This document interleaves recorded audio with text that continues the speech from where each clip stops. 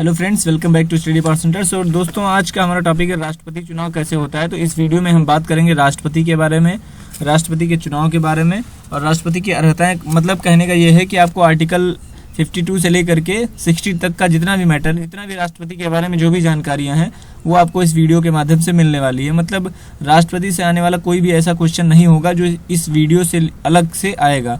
इस वीडियो में आपके सारे डाउट क्लियर हो जाएंगे। वीडियो थोड़ा लंबा हो सकता है, इस वजह से वीडियो को लास्ट तक देखना है और डिटेल में आपको जो है इस वीडियो में राष्ट्रपति के बारे में बताया जाएगा। तो चलिए दोस्तों, वीडियो को शुरू करते हैं। और अगर अब तक जो है आपने चैनल को सब्सक्राइब नहीं किया है या फिर चैनल पे आप नए हैं तो चैनल को सब्सक्राइब कर लेंगे, वीडियो को ज़्यादा से ज़्यादा शेयर करेंगे। चलिए दोस्तों, शुरू करते हैं। तो दोस्तों, बात करेंगे जैसा कि हम पिछले वीडियो में बात कर चुके हैं, 52 में भारत का राष्ट्रपति, 53 में संघ की कार्यपालिका शक्ति, 54 में राष्ट्रपति का निर्वाचन, है ना, 55 में राष्ट्रपति के निर्वाचन की रीति, 56 में राष्ट्रपति की पदावधि, 57 में पुनर्निर्वाचन के लिए पात्रता, 58 में राष्ट्रपति निर्वाचित होने के लिए जो अर्हताएं हैं और उसके साथ 59 में पद के लिए जो शर्तें हैं, राष्ट्रपति पद के लिए शर्तें जो हैं, 60 में राष्ट्रपति द्वारा शपथ या प्रतिज्ञान जो भी लिया जाता है, शपथ में उनके उसके द्वारा जो बोला जाता है, राष्ट्रपति जी के द्वारा जो भी बोला जाता है वो इसमें है। तो हम आर्टिकल 60 तक पढ़ेंगे। और 61 में राष्ट्रपति पर महाभियोग चलाने की प्रक्रिया, 62 में है राष्ट्रपति का पद रिक्त होने की स्थिति में उसे भरने के लिए जो निर्वाचन करने का समय है ना, और मतलब आकस्मिक अगर मान लीजिए निधन हो जाता है तो रिक्ति को भरने के लिए जो निर्वाचित व्यक्ति की वो पदावधि कितनी है, ये चीज़ बताया गया है। और इसके बाद 72 में भी राष्ट्रपति के बारे में बताया गया, क्षमा आदि कुछ मामलों में दंडादेश, निलंबन, है ना, इनके बारे में जो राष्ट्रपति की शक्तियाँ हैं उसके बारे में आर्टिकल 72 में बताया गया है। और 73 में संघ की कार्यपालिका शक्ति का विस्तार, ये सब बताया गया। लेकिन हम बात करेंगे केवल 60 तक, जो कि महत्वपूर्ण है ना। तो चलिए बात करते हैं। तो सबसे पहले तो बात करें हम 55, क्योंकि इससे पहले हम बात कर चुके थे। तो 55 में राष्ट्रपति के निर्वाचन की रीति है, 56 में राष्ट्रपति की पदावधि, निर्वाचन के लिए पात्रता, राष्ट्रपति निर्वाचित होने के लिए अर्हताएं। तो इसको हम कुछ पॉइंट के माध्यम से समझेंगे। और पॉइंट मतलब एक, जैसे कि राष्ट्रपति, तो राष्ट्रपति का उल्लेख जो है वो किस आर्टिकल में है पता ही है आपको, आर्टिकल 52 में पद की अर्हताएं। तो राष्ट्रपति जो है, राष्ट्रपति का मतलब ये है कि भारत का एक राष्ट्रपति होगा, ऐसा लिखा हुआ है आर्टिकल यानी अनुच्छेद 52 में कि भारत का एक राष्ट्रपति होगा और भारत में संघीय कार्यपालिका का जो प्रधान होगा वो राष्ट्रपति ही होगा, है ना। उसके साथ साथ संघ की सभी कार्यपालिका शक्तियाँ जो होंगी वो राष्ट्रपति में निहित होंगी, है ना। और अब राष्ट्रपति के बारे में थोड़ा हिस्टोरिकल बैकग्राउंड में समझेंगे कि राष्ट्रपति जो भारत के प्रथम राष्ट्रपति थे वो डॉक्टर राजेंद्र प्रसाद जी थे, है ना। और अब तक एकमात्र ऐसे व्यक्ति हैं जिन्होंने 2 बार लगातार 1950 से लेकर के 1962 तक इस पद के लिए इन्हें चुना गया। यानी 1952 में जब राष्ट्रपति का चुनाव हुआ तब भी इन्हें चुना गया, 1957 में भी इन्हें ही चुना गया। और उस 1957 के बाद 1962 में जो है इनके बाद जो है डॉक्टर सर्वपल्ली राधाकृष्णन जी बने, है ना। तो सबसे ऐसे पहले ऐसे व्यक्ति हैं जिन्हें जो है 2 बार राष्ट्रपति चुना गया। और एक और रिकॉर्ड इनके नाम है कि इन्हें सबसे ज़्यादा जो है मतलब वोट मिले थे, यानी 99.30% वोट इनको मिले थे राष्ट्रपति के चुनाव में। और वो किस चुनाव में, 1957 के चुनाव में। और दूसरे नंबर पे हैं डॉक्टर सर्वपल्ली राधाकृष्णन जी जिन्हें 98.30% वोट मिले थे। तो पहले नंबर पे बहुमत के आधार पे भी हैं और इसके साथ साथ 2 बार राष्ट्रपति बनने के मामले में भी ये नंबर 1 पे है। इसके बाद एक और जो है राष्ट्रपति के बारे में जो याद करने वाला पॉइंट ये है कि भारत में पहले ऐसे एक व्यक्ति हैं, नीलम संजीव रेड्डी जी, जिन्हें जो है मतलब निर्विरोध चुना गया था। राष्ट्रपति, भारत का राष्ट्रपति निर्विरोध चुना गया था, है ना। और एक चीज़ और इन्हीं के राष्ट्रपति के बारे में आप जान लीजिए कि ऐसा पहली बार हुआ है कि केंद्र सरकार ने किसी प्रत्याशी को खड़ा किया हो और वो चुनाव हार गया हो, तो वो भी नीलम संजीव रेड्डी जी हैं। इन्हें 1969 में केंद्र सरकार ने खड़ा किया गया था और वीवी गिरी जी इनके अपोजिट में थे और बाद में चुनाव वो जीत गए थे, जबकि ये केंद्र सरकार की तरफ से खड़े किए गए थे। बाद में 1977 में जो है इन्हें निर्विरोध चुना गया था। तो इतनी बातें राष्ट्रपति के बारे में आप लोगों को जाननी चाहिए। और इसके बाद बात करें राष्ट्रपति पद की अर्हताएं, इनके बारे में बात करेंगे। तो दोस्तों, बात करें राष्ट्रपति पद की अर्हताएं यानी क्वालिफिकेशंस क्या क्या हैं। यानी कि अगर राष्ट्रपति का चुनाव जो भी लड़ेगा, जो भी लड़ना चाह रहा है, राष्ट्रपति के चुनाव में जो भी खड़ा होना चाह रहा है, प्रत्याशी जो भी टिकट लाना चाह रहा है, उसके लिए क्या क्या क्वालिफिकेशंस होनी चाहिए। तो सबसे पहले तो बात कर लें कि इसका जो है उल्लेख किस आर्टिकल में है, तो वो आर्टिकल 58 में है। इसका उल्लेख आर्टिकल 58 में है, राष्ट्रपति पद की अर्हताएं। और इसके लिए वह भारत का नागरिक होना चाहिए, पहली चीज़। उसके बाद वह 35 वर्ष की आयु पूरी कर चुका हो। भारत में राष्ट्रपति अगर पद के लिए आप जो है आपको राष्ट्रपति पद के लिए मान लीजिए टिकट चाहिए तो आप 35 वर्ष के होने चाहिए कम से कम। इसके साथ साथ ही वो लोकसभा का सदस्य निर्वाचित होने की योग्यता रखता हो और वह किसी भी लाभ के पद पर ना हो। इतनी बातें जो है राष्ट्रपति का चुनाव लड़ने के लिए होनी चाहिए। और इसके साथ साथ जो 50 प्रस्तावक और 50 जो मतलब टोटली मान के चलिए 100 लोग उसके जो है समर्थन में होने चाहिए, उसकी बात हम आगे करेंगे, है ना। इसके बाद दोस्तों है राष्ट्रपति का निर्वाचन मंडल। तो राष्ट्रपति का निर्वाचन मंडल की बात करें अगर, तो राष्ट्रपति के निर्वाचन मंडल में कौन कौन शामिल होते हैं इसकी बात कर लेते हैं। तो राष्ट्रपति के निर्वाचन मंडल में पहली चीज तो संसद के दोनों सदन यानी राज्यसभा और लोकसभा दोनों के जो है सदस्य हैं। उसके साथ साथ राज्य की जो विधानसभा है उनके निर्वाचित सदस्यों को भी शामिल किया गया है ना। इस प्रकार राष्ट्रपति के निर्वाचन में लोकसभा और राज्यसभा के निर्वाचित सदस्य और राज्यों और केंद्र शासित प्रदेशों को भी इसमें शामिल किया गया है। उसमें जो विधानसभा है उनके भी निर्वाचित विधायक भाग लेते हैं। इसमें एक चीज़ ध्यान रखना, निर्वाचित विधायक भाग लेंगे, मनोनीत विधायक इसमें भाग नहीं लेंगे, ये चीज़ ध्यान रखना है ना।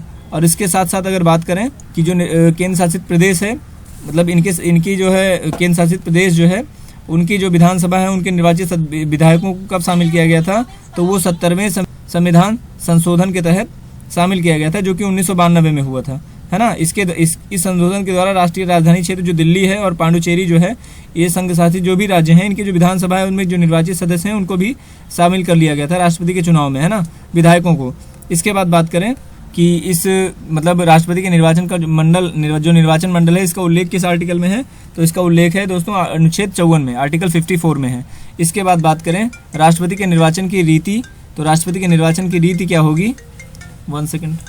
तो राष्ट्रपति के निर्वाचन की रीति जो होगी इसके बारे में बात कर लेते हैं कि राष्ट्रपति के निर्वाचन की रीति क्या होगी। तो सबसे पहले बात करें कि राष्ट्रपति का निर्वाचन जो होता है वो किस प्रणाली पे होता है, तो वो होता है दोस्तों अप्रत्यक्ष निर्वाचन प्रणाली द्वारा होता है। जैसे कि अब मान के चलिए अप्रत्यक्ष क्या होता है, तो पहले प्रत्यक्ष समझ लेते हैं। प्रत्यक्ष क्या है, प्रत्यक्ष में होता है दोस्तों एक सिंगल पास फार्मूला होता है, मतलब मान के जिसको ज़्यादा वोट मिलते हैं वो उसको विजेता शामिल कर दिया जाता है। ऐसा होता है ज़्यादातर, मान के लिए ग्राम पंचायत में जो चुनाव होते हैं, नगर पंचायत में जो चुनाव होते हैं, उनमें ऐसा होता है कि जिसको मतलब सिंगल पास को समझा जाता है। ऐसा मान लीजिए 10 लोग खड़े हैं, 100 वोट हैं, तो अगर एक व्यक्ति को ज़्यादा वोट मिल रहे हैं, चाहे वो 11 वोट ही या 20 वोट ही मिले, हालांकि अब इसको जो है आप बहुमत तो नहीं कह सकते क्योंकि 80 लोगों ने उसको वोट नहीं दिया, 20 लोगों ने उसको वोट दिया, लेकिन सबसे ज़्यादा उसको वोट मिले तो उसको विजेता घोषित किया जाता है। इसका देखिए इसका नुकसान वहाँ पे होता है जहाँ पे एक लोग बहुसंख्यक हैं, है ना।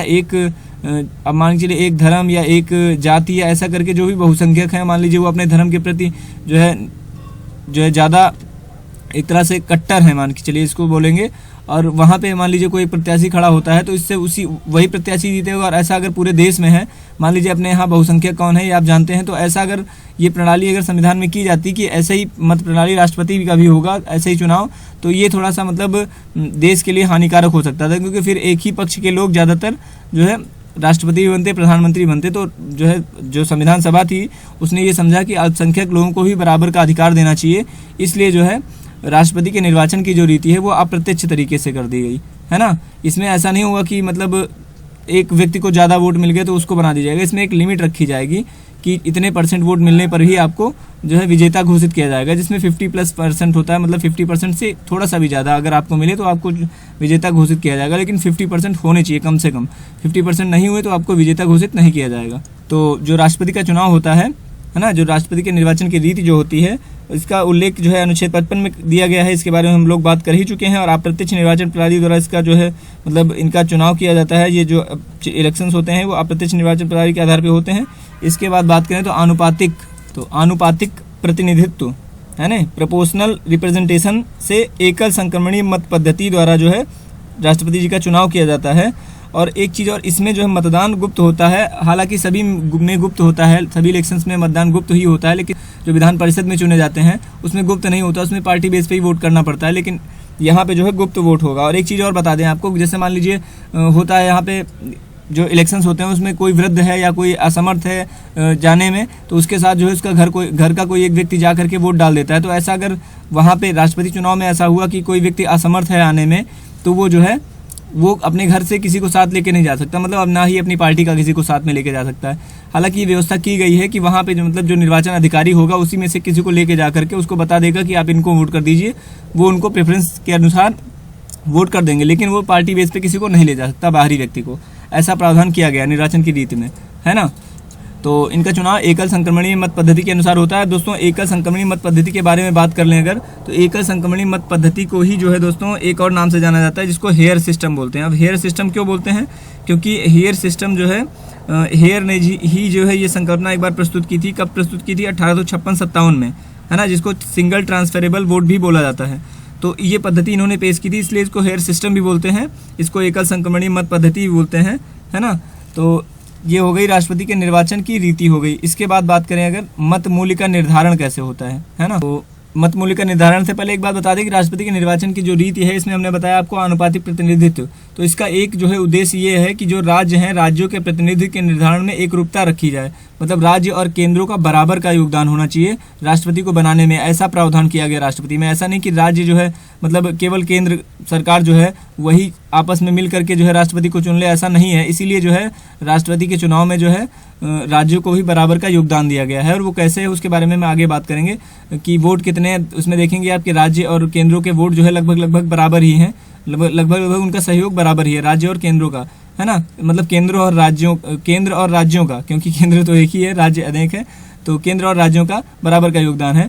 तो अब बात करें मत मूल्य निर्धारण का। तो मत मूल्य निर्धारण में एक बात समझेंगे कि राष्ट्रपति के निर्वाचन में जो विभिन्न राज्य हैं, जो अनेक राज्य हैं, मतलब जो जैसा कि 28 राज्य इस समय है, तो जो विभिन्न राज्य हैं उनकी जनसंख्या के अनुपात में प्रतिनिधित्व जो होगा वो समान रूप से होगा, है ना। मतलब जो उनका, जैसे कोई राज्य है, जैसे मान लीजिए यूपी है, यूपी में जो जितने भी विधायक चुने गए उनकी जनसंख्या से उनको जो है डिवाइड करके उसके बाद उसको 1000 से डिवाइड कर देंगे, तब जो है एक विधायक के वोट का वैल्यू आएगा। ऐसे ही सभी राज्यों में उनका अनुपात निकाला जाएगा, है ना। इसके लिए राज्य जो है विधानसभा संसद के प्रत्येक सदस्य के मतों की संख्या निम्न प्रकार निर्धारित होगी।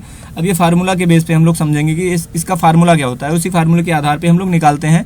इसी फार्मूले के आधार पे जो मत मूल्य है उनका निर्धारण किया जाता है कि एक मत का कितना मूल्य है। तो दोस्तों फार्मूला ये कि एक विधायक बराबर होता है राज्य की जो कुल जनसंख्या है उसको डिवाइड करेंगे निर्वाचित सदस्यों से। मतलब जितने भी सदस्य, जितने विधायक जो है निर्वाचित किए गए हैं उनको राज्य की कुल जनसंख्या से निर्वाचित सदस्यों की संख्या से राज्य की कुल जनसंख्या को डिवाइड करेंगे, है ना। एक विधायक की जब वोट का वैल्यू आपको निकालना है तो राज्य की जो कुल जनसंख्या है, अब ये जो जनसंख्या है ये मतलब 2011 की जनगणना के आधार पर नहीं लिया जाएगा। हालांकि क्यों नहीं लिया जाएगा इसके बारे में एक थोड़ा सा मतलब विस्तृत चर्चा करनी पड़ेगी उसके बारे में। लेकिन आप इतना समझ लीजिए कि पहले ऐसा होता था 1970 तक कि जो है जो पिछली जनगणना होती थी उसके आधार पे आंकड़े लिए जाते थे। लेकिन इंदिरा गांधी जी ने एक संशोधन किया था कि सन 2000 के बाद जो भी संशोधन होगा उसके आधार पे सन 2000 के बाद जो भी मतलब जनगणना होगी उसके अगर आंकड़े प्रदर्शित हो गए तो उसके आधार पे जो है राज्यों की जनसंख्या को लिया जाएगा। लेकिन सन 2000 में अटल बिहारी वाजपेयी जी ने भी संशोधन करके जहाँ पे 2000 लिखा हुआ था कि 2000 के बाद के, वहाँ पे उन्होंने 2026 कर दिया। अब 2026 के बाद जो जनगणना होगी उसके बाद जो राष्ट्रपति का चुनाव होगा उसमें राज्य की जो जनसंख्या होगी वो उसके आधार पे ली जाएगी। अभी हम 1970 वाली जनसंख्या ही लेते हैं, 1971 वाली, क्योंकि 1971 में ही हुई थी। आप जानते हैं कि इकाई के आधार पर होते हैं, जैसे 1951, फिर 61, फिर 71, फिर 81, है ना। ऐसे ही 2011 में हुई, 2001 में हुई थी। तो हालांकि 2021 में नहीं हुई है, लेकिन जो है 1971 के आधार पे हम लोग मानते हैं। तो राज्य की जो कुल जनसंख्या है उसको डिवाइड करेंगे निर्वाचित सदस्यों से, उसके बाद जो संख्या आएगी उसको 1000 से डिवाइड कर देंगे। और उसके बाद सांसदों का वैल्यू कैसे निकालेंगे, तो सांसदों के लिए निकालेंगे जो विधायकों के मतों का जो मूल्य आएगा, सभी राज्यों में जो मूल्य आएगा उन सबको जोड़ देंगे, जितना भी मूल्य आएगा उन सभी को जोड़ देंगे। उसके बाद जोड़ने के बाद जो कुल विधायक जो मतलब निर्वाचित सांसद हैं उनकी संख्या से उसको डिवाइड कर देंगे। तो जितने राज्यों के सदस्य हैं, हालांकि अब आपको एक चीज़ यहाँ पे ये बताएं कि जो उत्तर प्रदेश है इसके जो विधायक है इसके एक मत का जो मूल्य है वो सर्वाधिक है, यानी कि 208, एक वोट का मतलब 208 वोट के बराबर है जो उत्तर प्रदेश का मतलब एक विधायक का वोट है। और सबसे कम जो है वो सिक्किम का है। सिक्किम में एक विधायक का वोट जो है 7 वोटों के बराबर होता है। तो सबसे ज़्यादा उत्तर प्रदेश में, हालांकि 1971 में भी था तो अब भी वैसा ही है, क्योंकि अब नई जनगणना तो ली नहीं जाएगी, वही पुराना ही लिया जाता है।